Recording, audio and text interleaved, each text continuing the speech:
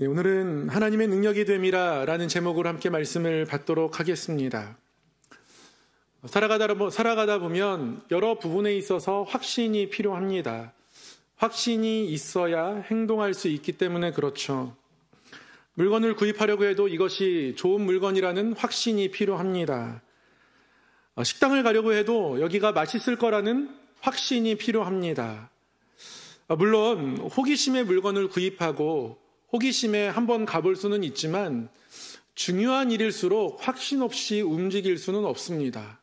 예를 들면 결혼을 하는데 서로에 대한 확신 없이 호기심에 한번 해볼까? 같이 살아볼까? 이렇게 결혼할 수는 없는 노릇이죠. 서로에 대한 확신이 있기에 평생을 같이 하기로 결심하고 결혼도 하고 가정을 꾸리는 걸 겁니다. 그래서 우리는 늘 확신의 이유를 찾습니다. 주로 경험을 통해서 확신을 갖게 됩니다. 많이 가보고 써보고 이용해보다 보면 이 브랜드는 괜찮구나, 이제 이런 확신 갖게 되고요.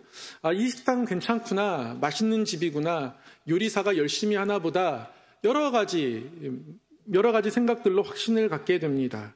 이른바 이제 라벨을 붙이는 거예요. 여기는 그런 곳이다. 이 브랜드는 이런 곳이다. 우리의 확신을 접착제처럼 사용해서 라벨을 붙입니다. 그러면 그 제품을 이용하든 그곳에 가든 그런 행동들이 더욱더 빈번하게 일어나게 됩니다. 그리고 이 확신이 어느 순간 우리의 차고차고 차다 보면 넘치게 돼요. 그러면 어떤 일이 일어납니까? 누군가를 데려갑니다. 같이 가보자고. 누군가에게 권합니다. 이거 한번 써보라고. 자랑스러워하게 됩니다. 복음이 그렇습니다. 복음에는 두 가지 측면이 있습니다. 복음이 우리 가운데에 하나님의 은혜로 심겨지게 되고 그 심겨진 복음이 우리 안에서 이렇게 자라가게 됩니다. 복음이 처음 우리에게 심겨졌을 때 우리는 하나님을 믿는 믿음을 갖게 되는 것이죠. 그러다가 이 믿음이 조금 더 자라면 어느 순간 하나님을 위해 무언가를 하고 싶고 하나님께 무언가를 드리고 싶은 그런 자리까지 이렇게 나아가게 돼요. 복음의 본질이 그렇습니다. 로마서 1장 말씀에 이러한 복음의 본질이 잘 나타나요. 3절 4절에 이렇게 말씀합니다. 그의 아들에 관하여 말하면 육신으로는 다윗의 혈통에서 나셨고 성결의 영으로는 죽은 자들 가운데서 부활하사 능력으로 하나님의 아들로 선포되셨으니 곧 우리 주 예수 그리스도시니라. 사도 바울이 로마 교회의 복음을 전합니다. 그 복음을 로마서 말씀을 시작하자마자 이렇게 정리하죠. 그의 복음은 이미 선지자들을 통해서 하나님이 말씀하신 것들이다. 이미 선지자들을 통해서 그의 아들에 관하여 말씀하신 것, 그게 복음이다 라고 이야기하면서 그 아들에 대해서 이렇게 이야기합니다. 혈통으로 보면 다윗의 혈통에서 태어나셨다. 그러니까 사람의 몸을 가지고 이 땅에 오셨다는 거예요. 그런데 사람의 모습으로 이 땅 가운데 오신 우리 주님께서 하나님의 아들로 선포되셨습니다. 어떻게요? 죽으시고 그 죽은 자들 가운데서 부활하심으로 말미암아 하나님의 아들 되심을 나타내셨다는 것이죠. 영적으로 전혀 다른 존재임을 나타내셨다. 이렇게 이야기합니다. 육신 가운데 이 땅에 오셨습니다. 육신으로 오신 이유는 제물 되기 위해서입니다. 하나님의 사랑이 십자가에 너무 짙게 배어 있죠. 십자가 위에서 제물 되셨으니까요. 그래서 성도는 그 사랑을 십자가를 바라보면서 알게 돼요. 복음이 우리 가운데 심겨지는 거죠. 이때의 이 복음은 씨앗과 같은 복음입니다. 우리에게 심겨져서 하나님의 사랑을 알게 하고 하나님이 우리를 자녀 삼으셨구나 깨닫게 하고 복음이 그렇게 우리에게 씨앗처럼 심겨지게 됩니다. 그런데 복음의 내용 중에 또 하나는요. 죽은 자들 가운데서 부활하사 능력으로 하나님의 아들로 선포되셨다라는 겁니다. 부활의 능력으로 자신을 나타내 주셨어요. 하나님이 우리를 사랑하셔서 아들을 십자가에 내어주셨는데요. 능력으로 그 아들을 높이셨다는 겁니다. 이게 복음의 내용이에요. 복음이 우리 삶에 심겨지면 똑같은 일이 일어나는 겁니다. 하나님의 사랑을 알게 되는 것이고요. 그 시작과 같은 것이 우리에게 심겨져서 우리 안에서 이 복음이 점점 커져갑니다. 자라갑니다. 어떻게 해요? 하나님의 능력이 우리 가운데에 나타나는 것이구나. 복음은 그것을 바라보는 것이구나. 그리고 그 하나님 앞에 삶을 더 내어 맡기게 되죠.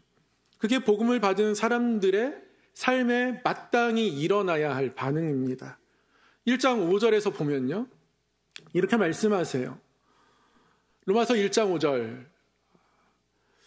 그로 말미암아 우리가 은혜와 사도의 직분을 받아 그의 이름을 위하여 모든 이방인 중에서 믿어 순종하게 하나니. 우리 화면을 한번 좀 넘겨주시겠습니까? 1장 5절 말씀 보면 그 예수 그리스도로 말미암아 이 복음으로 말미암아 이 복음을 받은 사도 바울에게 또 우리에게 어떤 변화가 일어나고 있냐면 우리가 은혜와 사도의 직분을 받았다 이렇게 말씀하는 거예요. 무엇을 받았습니까? 처음에 은혜를 받았어요. 자격 없는 우리에게 육신으로 제물되기 위해서 찾아오셨다. 그래서 약속하신 대로 다윗의 혈통 가운데에 육신의 몸을 입고 태어나셨다. 이 모든 것이 은혜입니다. 은혜로 고백돼요. 근데 은혜만 고백하지 않습니다.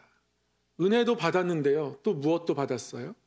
사도의 직분도 받았다 합니다. 직분을 감당한다는 건 그의 삶을 그에게 드린다는 겁니다. 삶의 어떤 행동의 변화가 일어났다라는 거예요.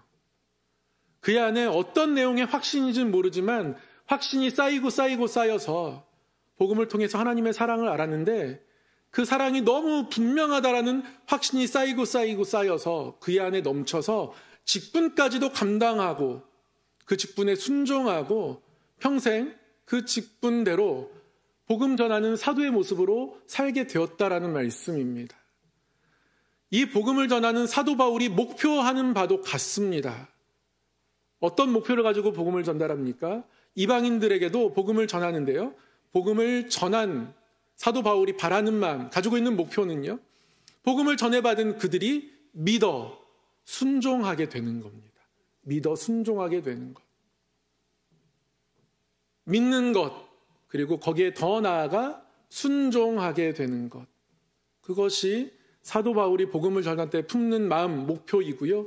복음을 전해받고 그 복음이 그 안에 심겨져서 자라는 사람들에게 일어나는 반응입니다. 믿어 순종하게 되는 것. 순종하게 된다라는 것은요. 움직인다는 겁니다. 행동한다라는 거예요. 하나님 우리를 사랑하시는 것을 믿었습니다. 자격 없는 우리에게 사랑의 예수 그리스도를 보내셔서 십자가에서 우리의 죄값을 담당하게 하셨다는 것을 믿게 되었습니다. 그게 은혜라는 것 알아요.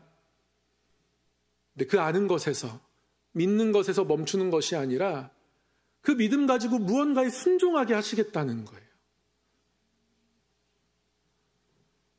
우리의 삶이, 우리의 행동이 변하게 하겠다 말씀하신 겁니다. 그래서 오늘 본문 말씀에 보면 복음을 가지고 하나님의 능력이라고 선포합니다. 16절 말씀에 하나님의 능력이라는 말 대신에 사랑이라는 말을 집어넣어도 문맥상, 교리상, 내용상 전혀 틀리지 않습니다. 어색하지 않습니다. 모든 믿는 자에게 구원을 주시는 하나님의 사랑이라 유대인에게도 그렇고 헬라인에게도 그렇다. 그렇게 복음을 선언해도 내용상, 교리상 아무 이상이 없습니다. 그런데 오늘 말씀은 복음이 하나님의 능력이라고 선포합니다. 그렇게 말씀하는 이유가 있어요. 물론 아주 중요한 전제가 하나 있습니다. 율법은 무능하다라는 전제예요. 하나님이 이스라엘 백성들에게 처음 율법을 주실 때는 그게 은혜였습니다. 우리나라의 헌법이 주어지듯 우리가 하나님 백성으로서 하나님께 나아갈 수 있는 길이 열렸다. 지킬 율법이 있다. 하나님을 우리 하나님으로 모시고 살아가는 증거를 우리 삶에 심어낼 수 있다. 그래서 율법이 처음 주어졌을 때는 그게 은혜의 율법입니다. 근데 긴 시간이 흐르면서 율법이 변질되죠. 이 율법은 유대인만 하나님께 나아갈 수 있는 율법입니다. 이방인들은 도저히 이 율법을 지켜낼 재간이 없습니다. 특히 할례는 너무나 큰 장벽이에요. 할례를 해야만 하나님의 백성이 되는데요. 이방인들이 이 결정하기가 쉽지 않습니다. 하나님의 약속을 기억하는 징표를 주셨던 할례가요. 그래서 그 은혜를 가장 깊게 새기는 듯한 그 할례가요. 장벽이 되고 있는 거예요. 율법이 변질되고 있는 거죠. 하나님의 은혜로 사람들을 이끌어내는 능력을 상실하고 있는 겁니다. 유대인들 안에서도요. 일부만을 위한 율법이 점점 되어갑니다. 수백 가지 조항들이 있습니다. 500가지가 넘는 조항들. 몰라서 못 지킵니다. 지금처럼 신문이 있습니까? 뉴스가 날마다 보도됩니까? 손안에 핸드폰이 있습니까? 알 길이 없어요. 우리나라도 뭐 새로운 법이 시행된다, 벌금이 올라간다 그러면 뉴스를 통해서 다 알잖아요. 알고 지킬 수 있습니다. 몰라서 못 지킵니다. 어느새 율법을 어긴 죄인이 되어 있어요. 언제부터 죄인이었는지도 모르겠습니다. 바리새인들이 정죄하면 그냥 죄인이 되는 거예요. 율법이 참 고됩니다. 율법을 통해서 하나님의 은혜와 사랑을 느낀다는 것은 불가능합니다. 몇몇 기득권들에게만 가능한 일이에요. 율법이 무능해졌습니다. 그런데 보다 더 이 복음을 하나님의 능력이라고 말씀하는 이유는 따로 있습니다. 율법이 무능해졌음과 동시에 이 복음을 하나님의 능력이라고 말씀하는 이유, 본문 말씀처럼 율법의 무능함을 대체해서 예수 그리스도의 십자가와 부활을 통해서 유대인뿐 아니라 이방인에게까지도 모든 믿는 자에게 구원을 주시는 하나님의 능력이 된다라고 말씀하고 있는데요. 이 능력이 된다는 것의 의미를 하나님이 더 분명하게 17절 말씀에 설명하고 계십니다. 뭐라고 말씀하시냐면 이 복음에는요. 하나님의 의가 나타났다 이렇게 말씀합니다. 복음에는요. 하나님의 의가 나타났다 이렇게 말씀해요. 이 하나님의 의는요. 단순히 하나님이 의로우시다 또는 공의로우시다 그 하나님의 성품을 말하는 것이 아닙니다. 그것을 행동으로 표현하신 것을 말씀하는 겁니다. 하나님의 행동을 말씀하는 거예요. 어떤 행동이요? 어떤 행하심이요? 예수 그리스도를 이 땅 가운데 보내시고 십자가에서 우리의 죄값을 담당하게 하시고 그리고 죽음을 이기시고 부활하셔서 하나님의 아들이심을 나타내신 것. 이미 로마서 1장 3절 4절에 기록된 그 말씀. 하나님이 그렇게 행동하셨다는 거예요. 그래서 하나님의 행동이 나타났다라는 겁니다. 그러니까 복음에는 하나님의 행동하심이 나타납니다. 하나님의 의가 나타납니다. 그리고 이 하나님의 의가 나타나는 것 때문에 성도에게 어떠한 일이 일어나냐면 성도는 믿음에서 믿음으로 이르게 됩니다. 믿음으로 믿음에 이르게 되는 것이 복음을 받고 그 복음이 심겨진 성도에게 나타나는 모습이라는 거예요. 그래도 여전히 우리의 마음이, 우리의 생각이 도대체 무엇을 의미하는 것인가 종잡히지 않습니다. 로마서 1장을 읽다 보면 한 가지 이상한 것이 있습니다. 1장 7절에서는요. 사도 바울이 로마 교회에 편지하면서 로마 교회의 믿음을 전해 들었대요. 마음이 기쁘다고 합니다. 로마 교회가 잘 믿는 거예요. 믿음이 아주 튼실한 교회입니다. 그 믿음의 소식을 전해 듣고 너무너무 기뻤다라고 로마서 1장 7절에 기록하고 있습니다. 그런데 사도 바울이 로마에 꼭 가고 싶다고 또 이야기합니다. 반드시 너희들에게 방문하고 싶다. 물론 로마 교회의 후원을 가지고 그 후원을 통해서 당시의 땅 끝이라고 여겨지는 스페인까지 가고 싶은 거예요. 로마를 경유해서 로마에 이렇게 교회의 파송을 받아서 스페인까지 가고 싶은 거죠. 그것은 그러나 사도 바울의 계획일 뿐입니다. 더 본질적인 이유가 있습니다. 가면 그냥 파송해 주는 거 아니거든요. 그들이 복음 안에서 든든히 서 있어야 가능한 일입니다. 그래서 사도 바울은요. 오늘 15절 말씀에 로마 교회에 뭐라고 이야기해요? 내가 너희들에게 가고 싶다. 왜 가고 싶냐면 너희들에게도 가서 복음을 전하고 싶다. 이러는 거예요. 잘 믿는다는 얘기를 들었잖아요. 잘 믿고 있대잖아요. 믿음이 있어요.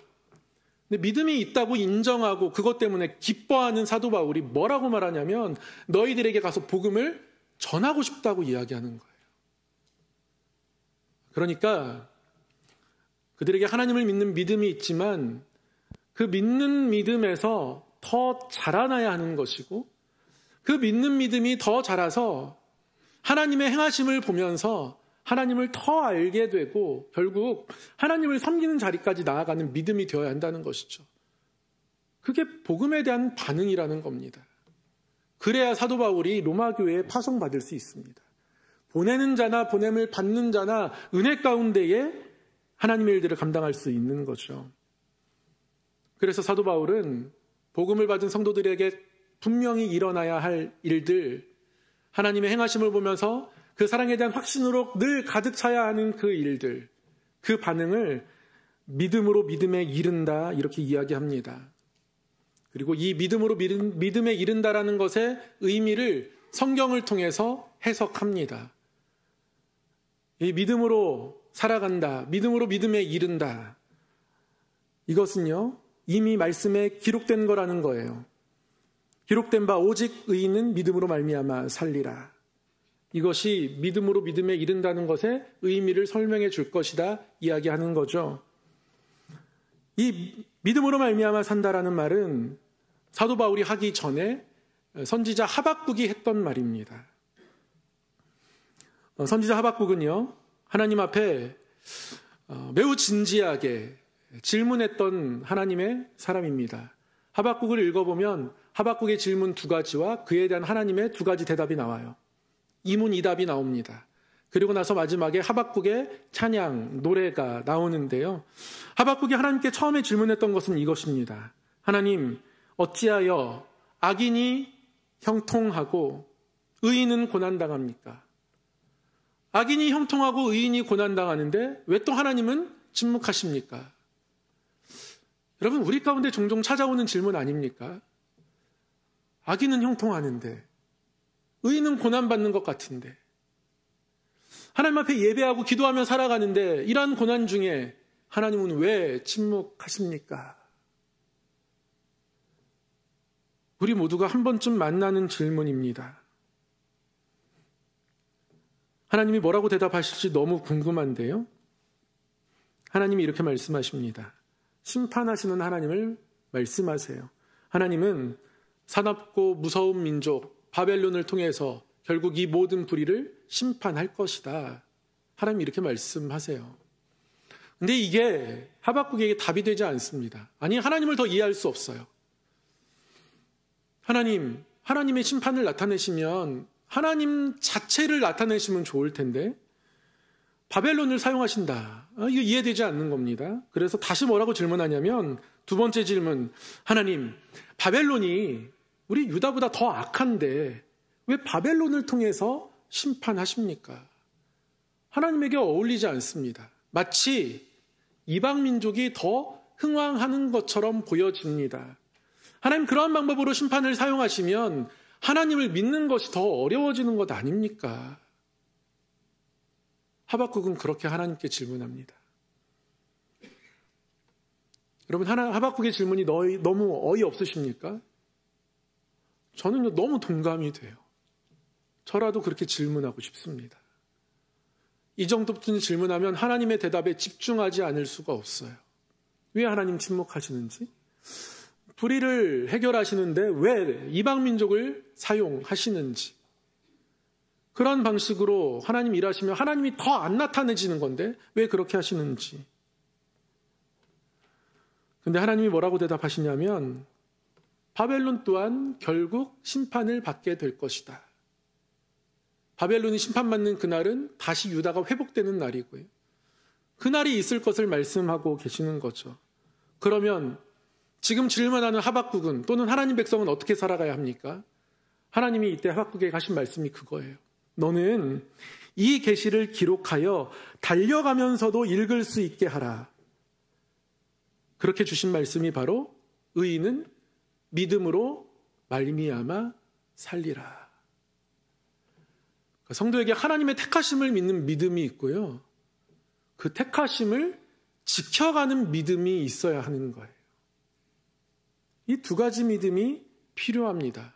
하박국에게 이 복음의 두 측면을 말씀하고 있는 거예요. 복음을 믿기도 해야 하지만 믿고 순종해야 하기도 하는 거예요. 어렵다 할지라도 하나님을 기다리면서 하나님께 순종해야 되는 것이 복음의 본질이라는 거예요. 그래서 하박국은 그 믿음을 가지고 살아가기로 결단하는 거죠. 그래서 하박국 3장에 주 여호와는 나의 힘이시라 내 발을 사슴과 같게 하사 나로 나의 높은 곳으로 다니게 하시리로다. 하나님이 언젠가는 나를 높이실 수 있겠구나. 사슴이 저 높은 언덕을 올라가듯이 그렇게 하는 날이 있겠구나. 하나님을 바라보면서 하나님이 요구하시는 그 믿음 가지고 그 시간을 살아내기로 결단하는 거죠. 애초에 하나님이 이스라엘 백성들에게 그렇게 관계 맺기 시작하셨습니다. 율법이 처음 시내산에서 주어졌을 때요. 이스라엘 백성들 출애굽해서 하나님의 약속 하나 붙잡고 머나먼 여정을 떠나는 겁니다. 하나님이 약속의 땅으로 인도하시겠대요. 예비된 땅이 있답니다. 그래서 애굽을 출발합니다. 근데 시내산까지 도착하는 그 기간이 결코 쉽지 않았습니다. 하나님께서 모세를 처음 만났던 그곳으로 이 백성을 인도해 오라 하셨는데요. 하나님 부르신 그곳으로 나아가는 이들의 걸음이 쉽지가 않습니다. 광야에서 겪을 수 있는 모든 것들을 다 겪어요. 질병을 만나고요. 갈증을 만납니다. 기껏 물이 있는 것 같아서 발견했는데 먹어보니 쓴물이에요. 전쟁을 만납니다. 아말렉 군대가 이들을 삼키려고 쳐들어옵니다. 밤이 새도록 전쟁해야 하는 전쟁을 광야에서 겪습니다. 광야에서 겪을 수 있는 것들을 다 겪으면서 시내산에 도착하게 돼요. 약속을 믿는 믿음 가지고 출발했습니다. 그러니까 씨앗과 같은 믿음은 그들에게 있었던 거죠. 그런데 그 믿음 가지고 살아가는 이 여정이 쉽지가 않은 거죠. 근데 그럼 그들에게 하나님이 중요한 말씀을 하세요. 내가 독수리 날개로 여기까지 너희를 업었다. 이렇게 말씀합니다. 이 독수리 날개가 무엇일까요? 독수리가 새끼를 낳으면 절벽에 지은 그 둥지에서 새끼를 정성스럽게 키웁니다. 먹을 것을 다 물어다 주면서 새끼의 몸집이, 근육이, 날개 힘들이 생겨날 때까지 잘 키워냅니다. 그럼 그 다음에 뭐 합니까? 이제는 어미 독수리가 새끼 독수리를 잡아서 절벽 높은 곳으로 올라갑니다. 최대한 높이 올라가요. 그리고 거기서 새끼 독수리를 떨어뜨리죠. 그러면 이 새끼 독수리는 날기 위해서 힘껏 날개를 나풀거립니다. 그러나 날 수는 없죠. 날개를 나풀거리며 떨어지는 그 순간이 이 독수리에게는 공포의 순간일 겁니다. 두려움의 순간이기도 하고요. 가장 중요한 존재, 어미 독수리가 보이지 않는 순간이기도 합니다. 그러나 어미 독수리는 이 모든 것들을 다 보고 있어요. 그리고 바다에 떨어지기 전에 새끼 독수리를 받아냅니다.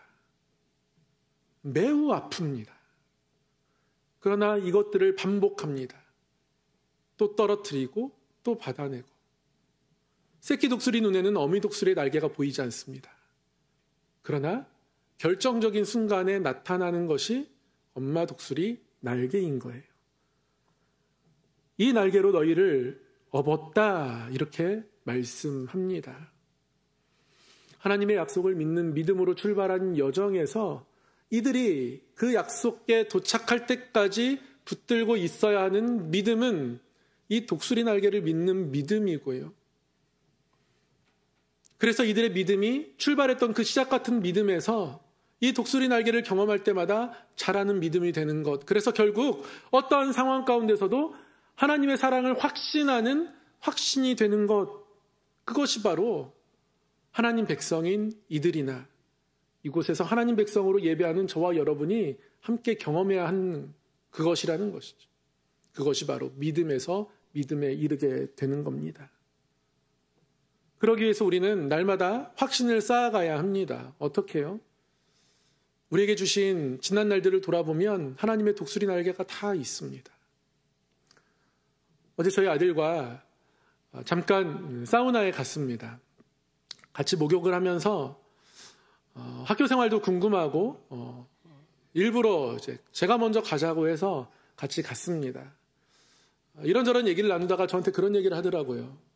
아빠, 그 학교에 원서를 넣었어도 됐을 것 같아.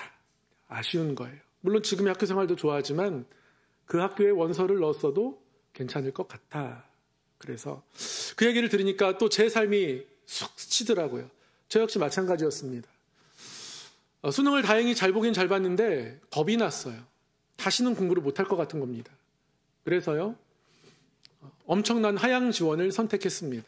원서 딱 한 군데, 무조건 붙겠다 싶은 그곳, 원서값까지도 아낄 수 있는 그곳에 이제 원서를 넣어가지고요, 대학에 들어간 거예요. 붙고 나니까 저랑 비슷하게 했던 친구들이 더 좋은 대학에 간 경우들을 보면서 저기를 넣었어도 됐겠다 이런 생각이 들었거든요. 그런데 거기에 가지 않아도 결국에 결론적으로는 제가 다녔던 학교가 제일 좋은 학교가 되었어요. 왜냐하면 좋은 선교단체도 만나고 좋은 믿음의 선배들도 만나고 무엇보다 지금의 아내를 만나고, 혹여 다른 학교를 갔더라도 하나님의 또 그곳에서 저를 위한 것들이 준비되어 있을 것이라는 믿음이 있습니다. 그런 기억들이 쓱 스치면서 정말 담대하게 말할 수 있겠더라고요.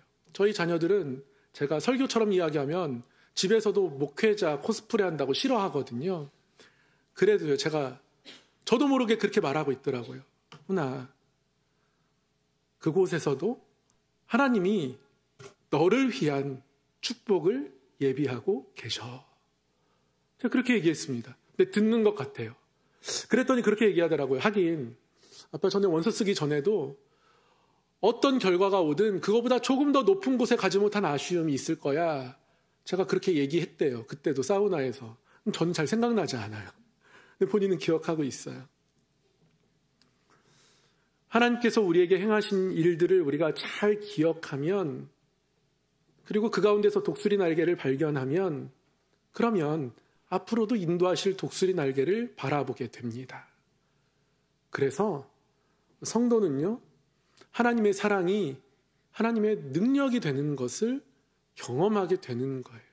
그게 믿음으로 믿음에 이르게 되는 겁니다.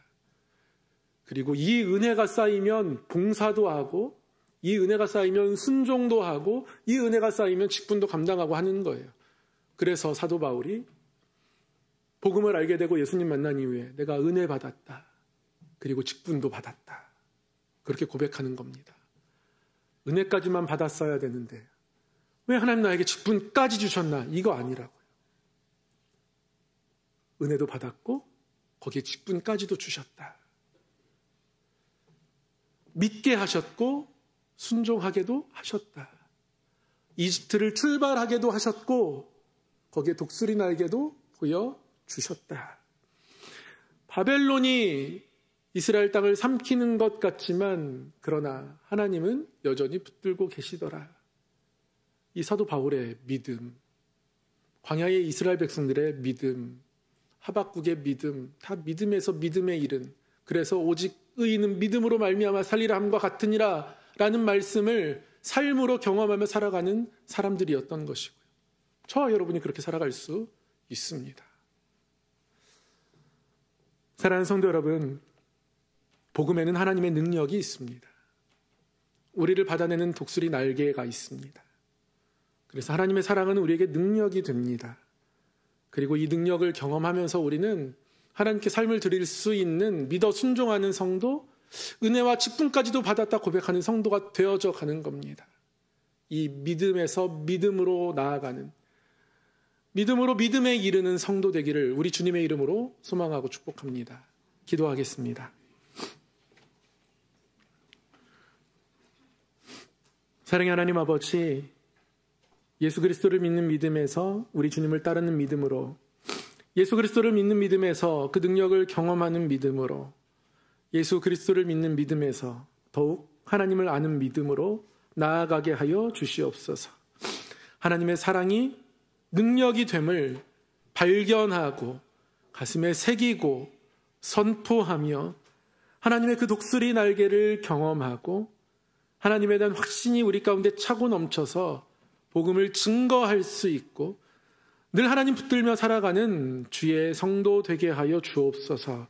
예수님 이름으로 기도드리옵나이다. 아멘.